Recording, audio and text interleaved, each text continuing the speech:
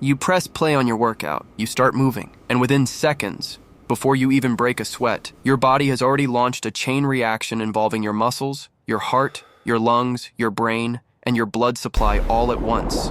Most people think a workout is just moving. What's actually happening inside is something completely different.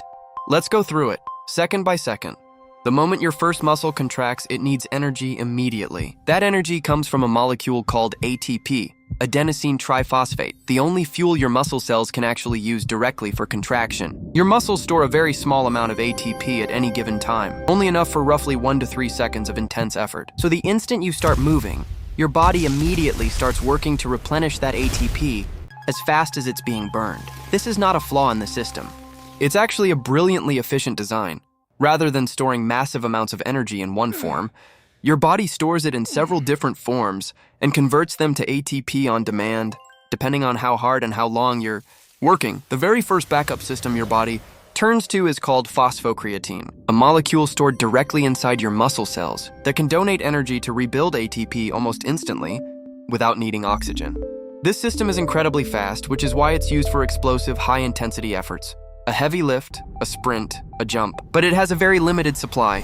Phosphocreatine can sustain maximal effort for roughly 6 to 10 seconds before it starts to run low. This is exactly why sprinters can run at absolute maximum speed for only a few seconds, and why your first few reps of a heavy set feel different from the last few. As phosphocreatine starts to deplete, your body shifts to its second system, glycolysis. This is where stored carbohydrates, glycogen in your muscles and liver, get broken down into glucose, and glucose gets converted into ATP. This system works without oxygen too, which means it can ramp up fast during intense exercise.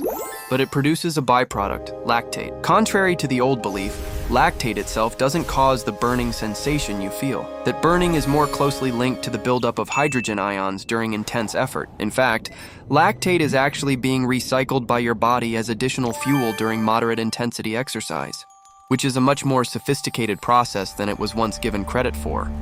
For longer, sustained efforts, anything beyond the first minute or two, your body transitions to its most powerful and efficient energy system, aerobic metabolism. Inside the mitochondria of your muscle cells, the tiny power plants of each cell, oxygen is combined with glucose and fatty acids to produce ATP in much larger quantities than either of the previous two systems. This is why endurance exercise feels more sustainable than sprinting. Your aerobic system can run for hours as long as oxygen and fuel keep arriving. And delivering that oxygen is the next big chain reaction happening inside you. Your heart rate increases during exercise for one primary reason. Your working muscles need more oxygen delivered faster. As muscle activity rises, the demand for oxygen-rich blood goes up, and your heart responds by pumping more beats per minute and pushing more blood per beat.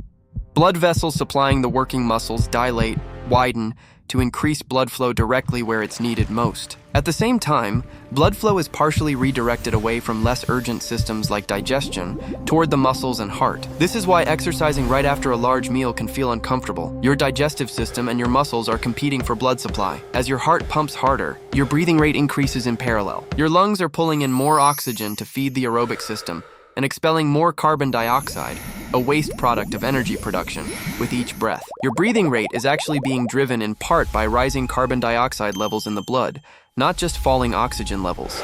Your brainstem detects this chemical shift and signals your breathing muscles to work faster. This is why you breathe harder even before you feel out of oxygen. Your body is proactively responding to the chemistry of effort. All this energy production generates heat, a lot of it. Your core body temperature rises during exercise, and your body's primary tool for managing that heat is sweat.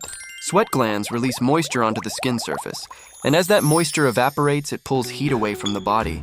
This is also why exercising in humid conditions feels harder. When the air is already saturated with moisture, sweat evaporates more slowly, and your body struggles to cool itself as efficiently.